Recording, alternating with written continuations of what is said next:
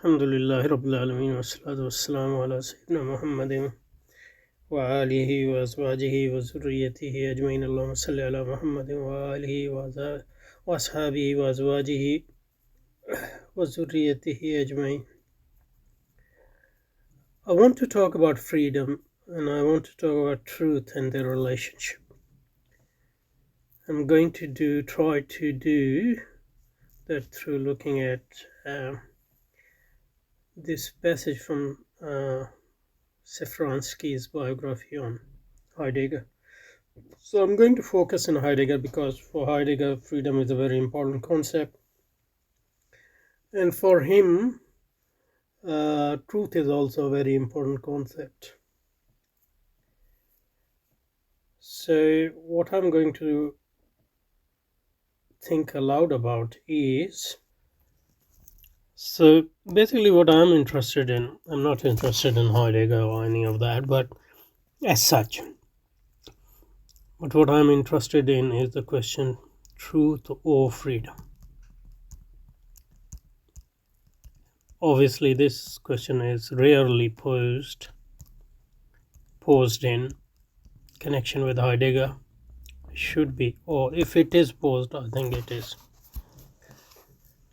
And even generally, I think it's not. This question isn't posed or asked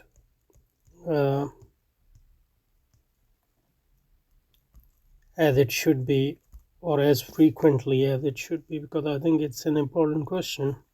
And I think for Heidegger it's important because young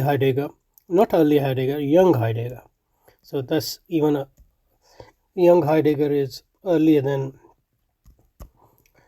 early Heidegger. Young Heidegger, I think somehow, and I'm talking about young Heidegger, Catholic Heidegger.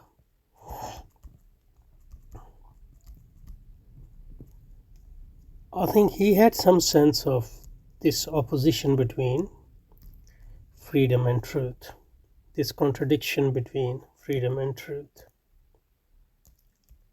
or at least the tension between freedom and truth. And later on, I think he became a philosopher of freedom. And if he still kept talking about truth, it was as a means to freedom, or he said something like the essence of truth is actually freedom. So for him,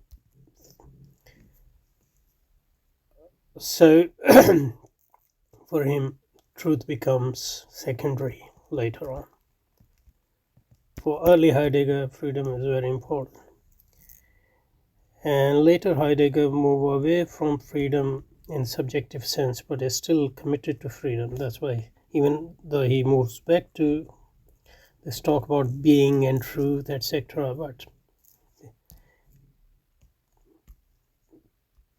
he still sees that way to freedom. So freedom is the main concept for him, not the truth. On the other hand, for young Heidegger, I think truth was more important, at least.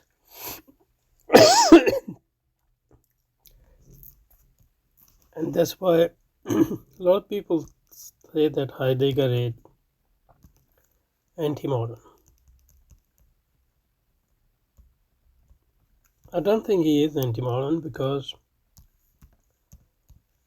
he is a modernist, or at most postmodernist of sort.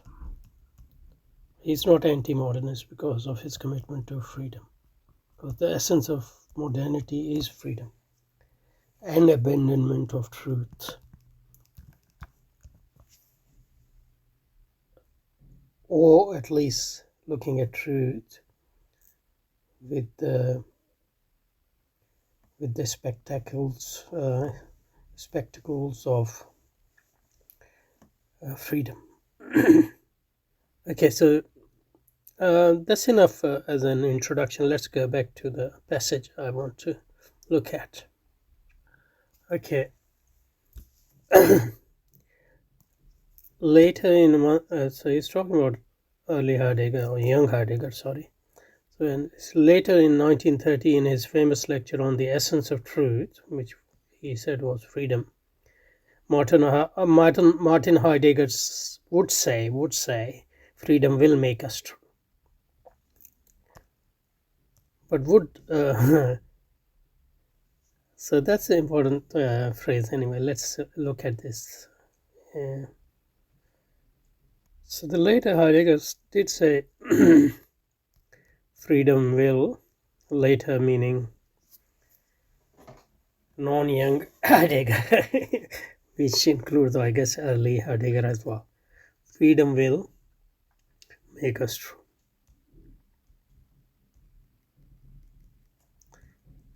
It's true.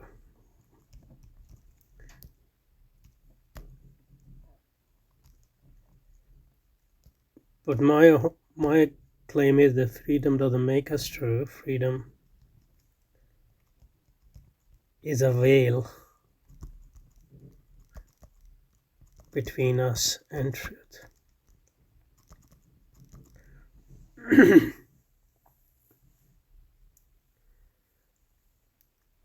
And we'll get back to why this is the case, but so this is anti-modernism. Freedom is a veil to truth.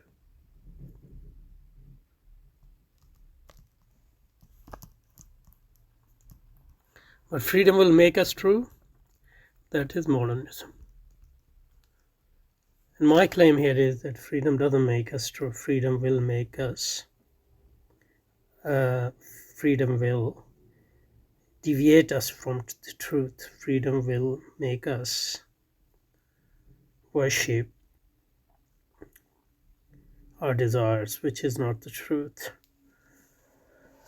So the freedom will not make us true. Freedom is the exact opposite of truth in that sense. We'll see why during this, hopefully, at least initially.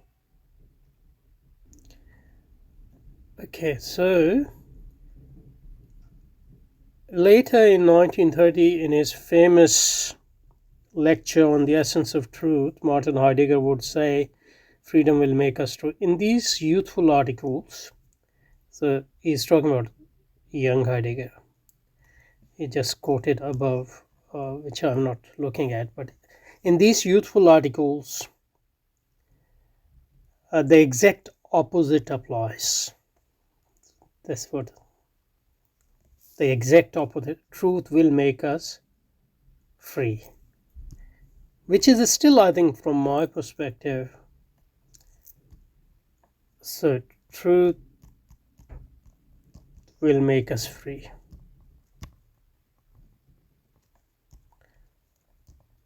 This is young Heidegger, university student or seminary student, I think.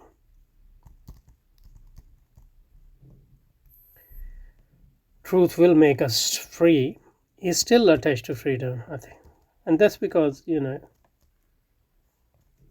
because of the basic deviation of Christianity itself. Because as Hegel and Kant and all those philosophers realized, they were Christian philosophers as well, isn't it?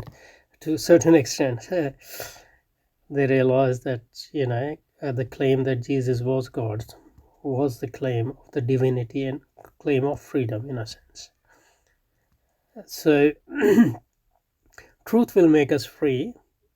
You're still not saying truth for its own sake. That's one thing. And the second, you are looking for freedom still, which is the exact opposite of truth.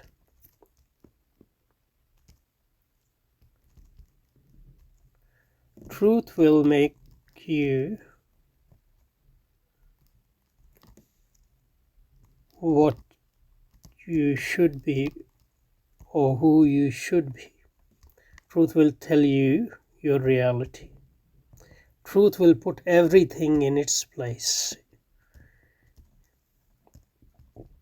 Truth won't make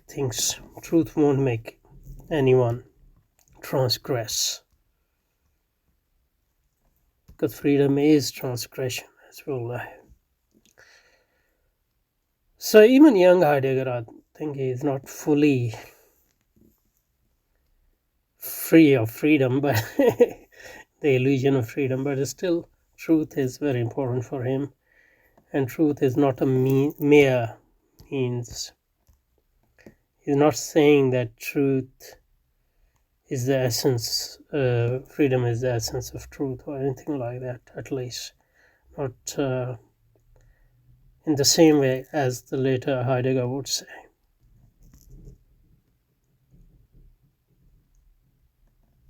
And this truth, whatever the truth, is not something that the man could arrive at on his own and from within himself.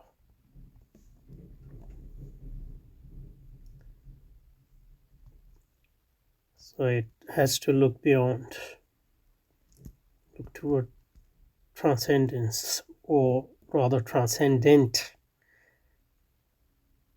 Because if you look, but that's important as well, I think, because if you say that I'll arrive at the truth, even if you are dedicated to truth, or you say on my own,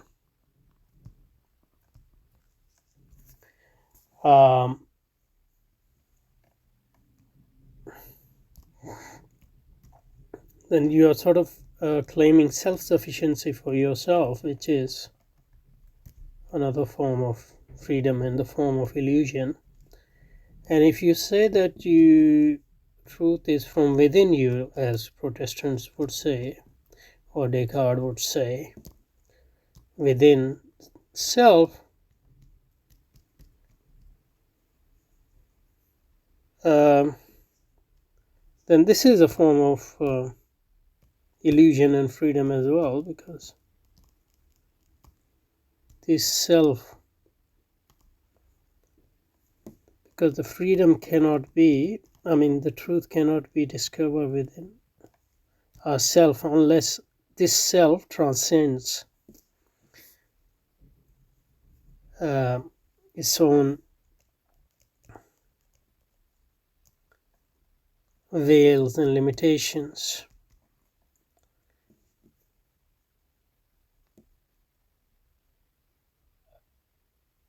That's why, and since self, as this limited self, can't truly do it, what it can do is to make itself worthy of truth, or at least as much as it can, so that truth can actually reveal to it from without, not from within. Because truth is not within. Truth, or if it is within, you can't see it. Truth is not within the self. Truth is obviously without, but self cannot be worthy of seeing this truth if it is under the illusion that truth is within it.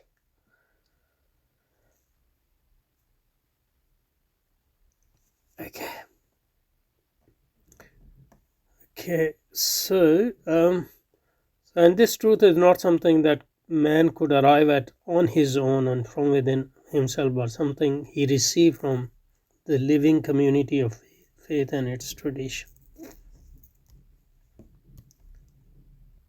Community and tradition, because they are transmitters of the truth, at least some of the truth, which comes from without, through people who had some link to that transcendent living community and tradition. Of course, not all traditions, but only those living community which have received and preserved a link to truth, at least. Tradition of knowledge as well as actions. and rituals and practices.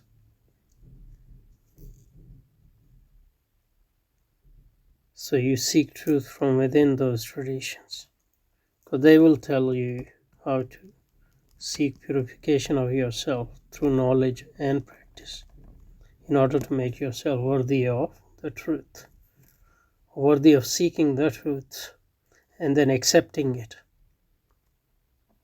You see. So, but sometime he receives from, and this truth is not something the man could arrive at on his own and from within himself, but something he receives from the living community of faith and its tradition. Only here does the great happiness of possessing the truth exist. And that no one can attain on his own. It's normally very hard to even know how to seek truth without the community and without the living tradition of knowledge as well as practice.